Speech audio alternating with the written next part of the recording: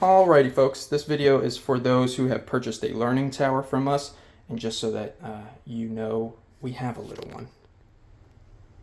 She loves her learning tower. She has the same setup. So if you order one from us and opt to have it shipped, it will come flat packed. So all of these pieces will be disassembled, but they are so easy to put together. The only thing that you will need is a Phillips head screwdriver to insert the 16 screws. There are 8 on each side.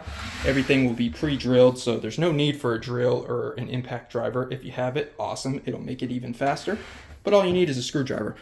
So you're going to be putting in 4 support pieces. The top 2 are a little bit more narrow than the bottom 2, which are wider. So A, B, C, and D. The step and the platform both slide out. If you see on the side here, there's a little lip. So when inserting the step in the platform, just make sure that they clear that lip so they drop down, and it makes this entire setup much safer and way more difficult for your little one to ever push this out.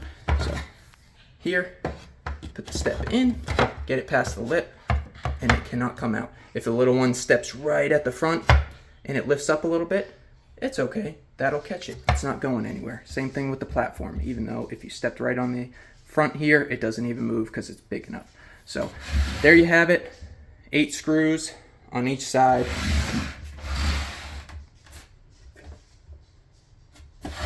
Each slot is cut here, so aligning is super easy.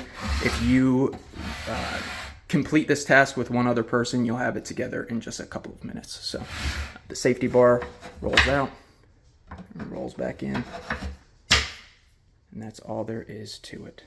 Like I said, our daughter absolutely loves her learning tower. She helps us all the time, and with the 3 different levels, you can see that this will be used for a while. Total length is 35 inches tall. If you need custom dimensions, let us know. We're happy to do it. Thank you guys so much.